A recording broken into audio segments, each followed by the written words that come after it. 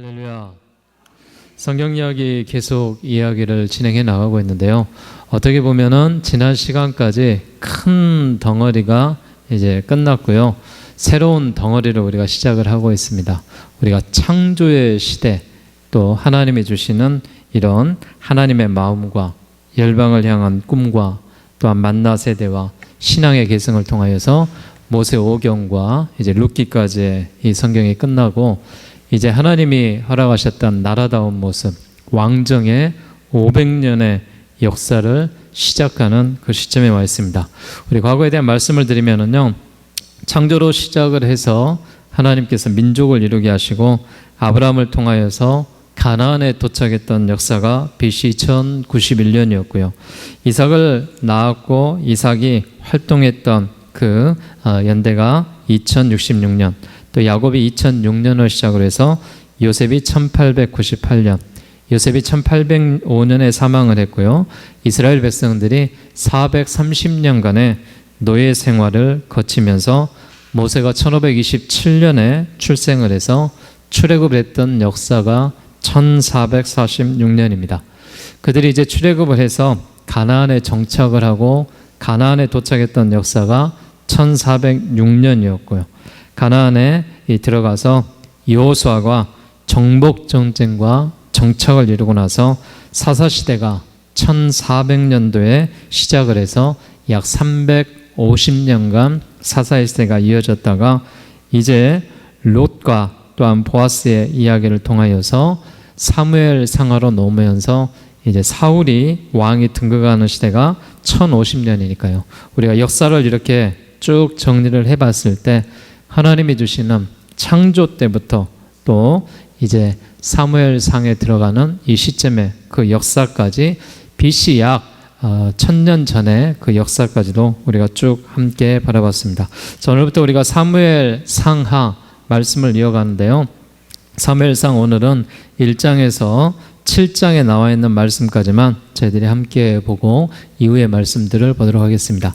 사무엘상하는 저자가 알 수 없습니다. 사무엘이라는 말도 있는데 중간에 사무엘이 일찍 죽어서 후의 역사들을 기록한 것이 잘 보이지가 않고요. 사사시대 끝에 사울왕의 왕국의 설립 이후가 BC 약 1020년에서 925년의 배경을 갖고 있습니다.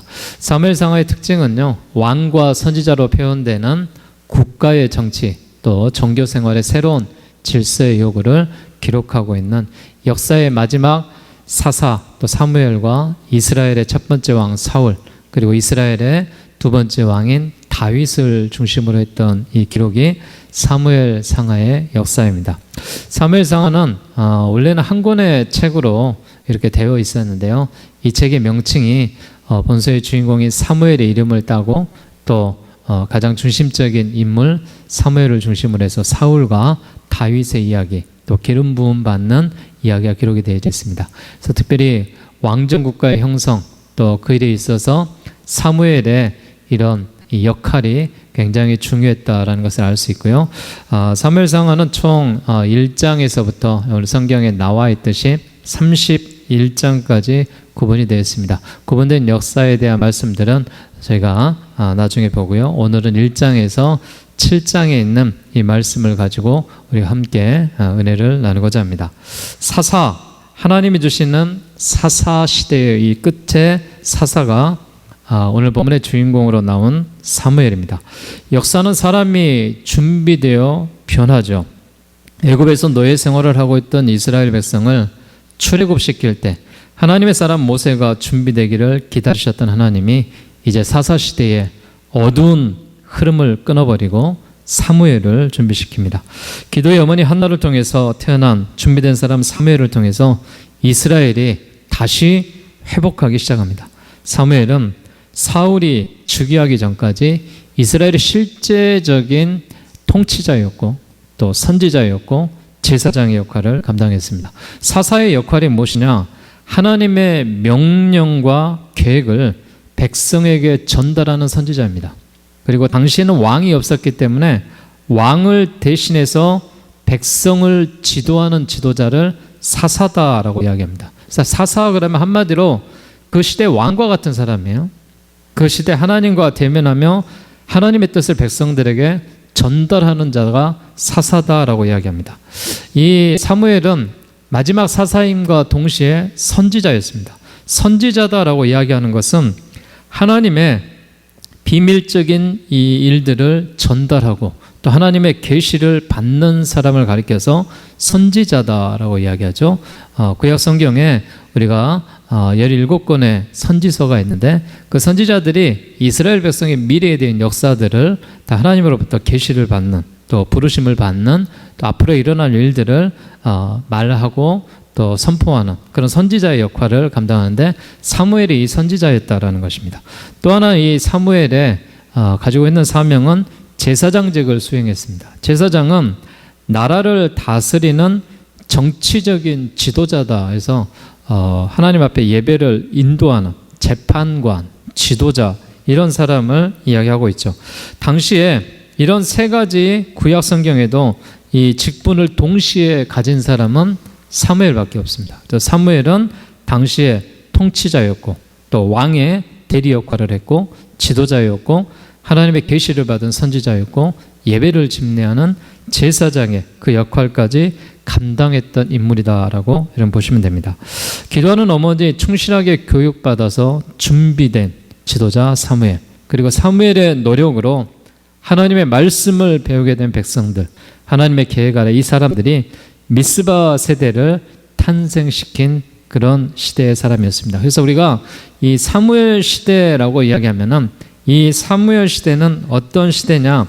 하나님이 허락하셨던 이 사무엘이 통치자로 또 선지자로 제사장으로 인도하다 보니까 그 시대에 하나님이 주시는 이 모습 속에서는 가장 평화로운 시대, 어떻게 보면은 외적인 침입이 없었고 국내에도 내분이 없었고 왕이 없었지만 하나님이 진정한 왕으로서 또 나라를 형성하는 그런 모습이죠. 그래서 하나님의 통치로서 온 세상이 하나님의 진실과 사랑이 꽃피었던 이 시대가 사무엘의 시대고 왕정의 시대의 시작이었다라고 여러분 보시면 좋겠습니다. 자, 이제 하나님이 한나를 통하여서 사무엘이 준비되었던 그 역사를 우리가 바라보기를 원합니다. 하나님이 한나에게 가장 고통스러운 모습 가운데 그가 아이가 없었다라고 우리가 볼 수가 있는데요. 자, 1장 15절 말씀 한번 보시기 바랍니다.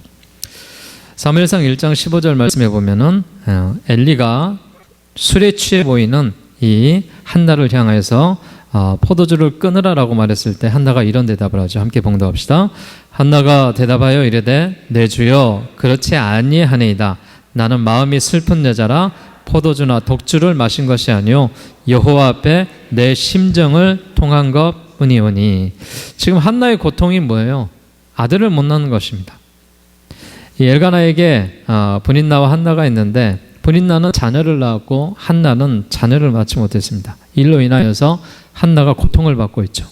여호수아가 죽고 난 후에 이스라엘 백성들이 하나님을 따르며 또 율법을 지키며 살기보다는 가나안의 문화와 우상 숭배에 빠져서 답답한 역사의 시간을 보내고 있습니다. 이때 하나님께서 안타까운 마음으로 그 시대를 지켜보시는 중에 한 여인을 주목하는데요. 아이를 낳지 못하는 이 괴로운 여인, 이 괴로움을 안고 하나님의 성전에 나와 눈물로 기도하는 이 여인 한나를 우리가 주목해야 됩니다.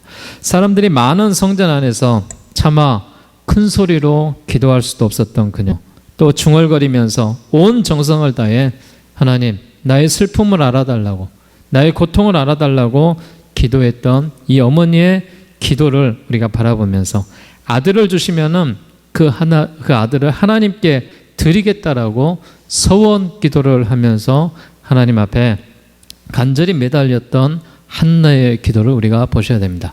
그럼 이 시대 어머니들도 자녀들을 위해서 이렇게 눈물로 기도하셔야 됩니다. 우리 자녀의 미래를 위해서, 하나님이 주시는 생명을 위해서 하나님이 이런 기도를 할 때 한나와 같은 그런 기도의 응답이 우리에게도 함께할 줄로 믿습니다. 한나가 과연 믿고 구한 대로 아들을 낳았습니다. 그 아들의 이름이 무엇이었냐? 사무엘이었습니다. 사무엘이란 이름의 뜻이 뭐예요? 하나님께 구하였다. 구한 대로 하나님이 아들을 주셨다. 하나님께 구하였더니 하나님이 주셨다라고 사무엘이다라고 이름을 지었습니다. 그리고 그 아이가 젖을 떼서 소원한 대로 엘리 제사장에게 아들 사무엘을 맡겼고요. 평생 성전에 하나님을 섬기며 살도록 교육을 받았습니다. 하나님을 향한 이 한나의 믿음이 얼마나 깊었는지를 우리가 알 수가 있습니다. 자, 오늘 본문에 2장 우리가 1절에서 7절 말씀을 읽었는데요. 하나님은 어떤 하나님인가가 잘 나왔죠. 한나의 기도에 응답하셔서 하나님께서 응답해 주시는데, 이 하나님은 용사의 활을 꺾이시고 넘어진 자는 힘으로 띠를 띠도록 하시면서 풍족한 자들은 양식을 위해서 품고 또 줄이던 자들은 다시 주지 아니하고 전에 임하지 못하던 자는 7을 낳았고 많은 자녀를 둔 자는 쇠약했다. 이제 역전된 그런 모습의 이 환경을 보여주면서 여호와 하나님은 죽이기도 하신 하나님, 살리기도 하신 하나님, 여호와 하나님은 가난하게도 하신 하나님, 부하게도 하신 하나님, 낮추기도 하시고 높이기도 하시는 그 하나님이 여호와 하나님이다라고 말씀합니다. 자, 2장 10절 말씀 같이 봉독합시다. 시작.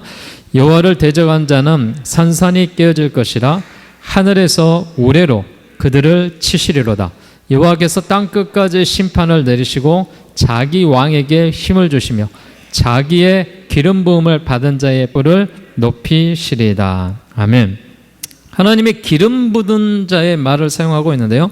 기름을 부었다라는 것은 그 시대의 왕이다, 제사장이다, 선지자다. 그래서 이제 사무엘의 전형이 왕의 그런 대리 통치자의 역할을 감당했고, 제사장의 역할을 감당했고, 선지자의 역할을 감당했죠. 그래서 사사라고 이야기했던 앞에서 말씀드렸지만은 하나님의 명령과 계획을 백성들에게 전달하는 자입니다. 그리고 그 나라를 통치하는 지도자입니다. 그리고 선지자는 앞으로 되어질 일들을 하나님 앞에 듣는 것입니다. 그리고 재판장이고 또 지도자였고 또 나라를 다스리는 이런 제사장의 사명을 감당했던 것이 지금 사무엘의 역할이었다라고, 기름을 부음 받은 자라고 말하죠. 우리가 기름 부음 받은 자를 신약에서는 누구를 말하죠? 예수 그리스도를 이야기하고 있습니다. 예수 그리스도가 기름 부음 받은 자인데 하나님이 당신의 백성을 구원하고자 세우신 사람, 이런 기름 부음 받은 자의 전형을 우리가 볼 수가 있습니다. 자, 준비된 사람 사무엘에 대해서 우리가 좀 더 깊이 있게 말씀을 바라보기를 원합니다. 이렇게 사무엘이 부모를 떠나서 하나님의 사람으로 준비가 되기 시작했죠. 엘리가 비록 자신의 아들들은 교육시키지 못했지만은 사무엘에게는 훌륭한 스승이었습니다. 그리고 사무엘에게는 엘리의 두 아들 홈니와 비느하스의 악한 행실을 보면서 오히려 자신의 행동을 지키는 지혜를 배웠던 것을 볼 수 있습니다. 또한 그 뒤에는 어머니 한나의 간절한 기도가 있었다라고 우리가 알 수가 있습니다. 엘리의 두 아들 홈니와 비느하스가 악한 그런 행실로 인하여서 어떤 악을 저질렀냐면요, 제사를 멸시했고 또 제사에 드려진 제물들을 탐했고 신전 여인들과 늘 타락하는 그런 문화의 생활을 했습니다. 당시 지금 사무엘의 시대가 어떤 시대냐면요, 혼탁한 시대입니다. 그리고 혼합 종교가 들어와 있던 시대입니다. 그러다 보니까 그들이 가나안의 종교를 다 물리쳐야 되는데 물리치지 못하고 받아들이는 거예요. 그러다 보니까 신전에 와서 그들이 하나님 앞에 제사를 드리고 하나님 앞에 영광을 돌려야 되는데 거기에서 신전에 있는 여인들과 이런 성적인 쾌락의 관계를 갖고 또 이 쾌락의 관계를 통하여서 풍요와 다산에 쉬었던 바알과 아세라를 통하여서 그들에게 복을 내려주는 그런 문화들이 지금 제사장의 아들인 요거 홈니와 비느하스에게 그대로 흘러들어왔던 것이죠. 그래서 하나님이 그들을 가만 놔두지 아니하시고 그들을 치고 그들을 죽이시는 그런 모습의 이 모습을 보는데요. 그러나 하나님께서 엘리를 통하여서 그의 하나님의 영적인 아들이었던 이런 사무엘, 그에게는 하나님의 어머니의 기도와 이런 영적인 지도력을 인하여서 사무엘이 어려서부터 잘 자라고 말씀대로 살아왔던 그 모습을 볼 수가 있습니다. 자, 성경 우리가 들어와서 보시면은요, 2장 25절 6절을 같이 보도록 하겠습니다. 시작. 사람이 사람에게 범죄하면 하나님이 심판하시려니와 만일 사람이 여호와께 범죄하면 누가 그를 위하여 간구하겠느냐 하되 그들이 자기 아버지의 말을 듣지 아니하였으니 이는 여호와께서 그들을 죽이기로 뜻하셨음이더라. 아이 사무엘이 점점 자라매 여호와와 사람들에게 은총을 더욱 받더라. 아멘. 범죄한 이 홈니와 비나스 두 아들은 죽였고요.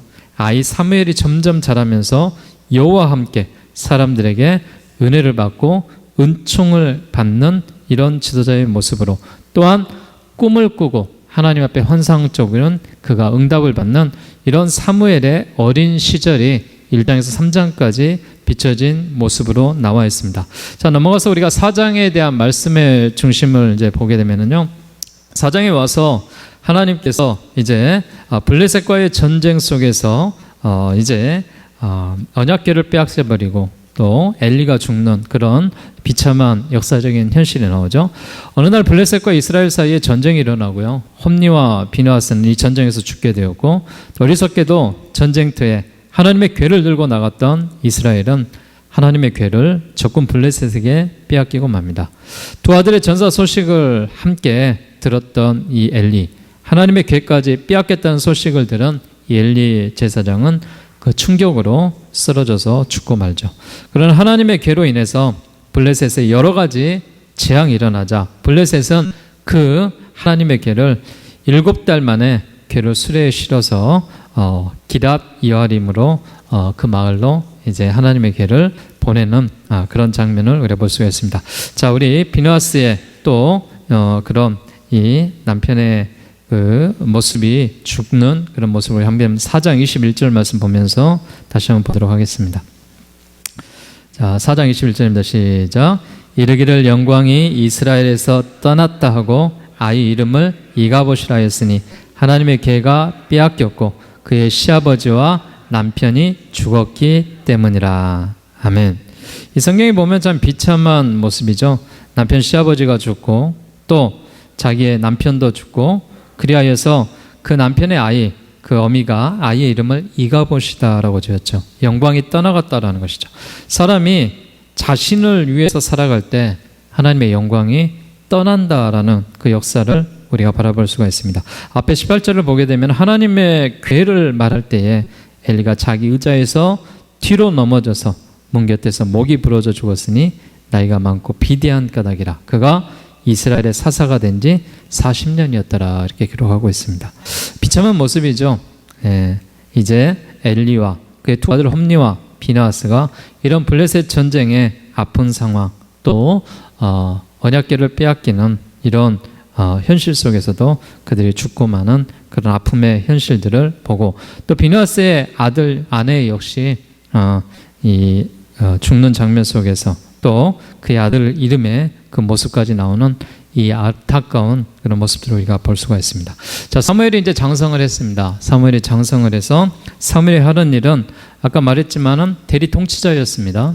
그리고 선지자였습니다. 그리고 제사장의 역할을 감당했습니다. 그가 하는 일은 무엇이냐? 사무엘은 계속해서 훈련과 교육을 했습니다. 말씀의 교육을 했고 하나님만이 진정한 왕이시다라는 것을 계속해서 외칩니다. 이제 온 이스라엘의 지도자로 세워진 사무엘이 최선을 다해서 사사시대의 어두운 과거를 씻어냈고 이스라엘을 다시 하나님을 섬기는 민족으로 바꾸기 위해서 일생을 바쳤습니다.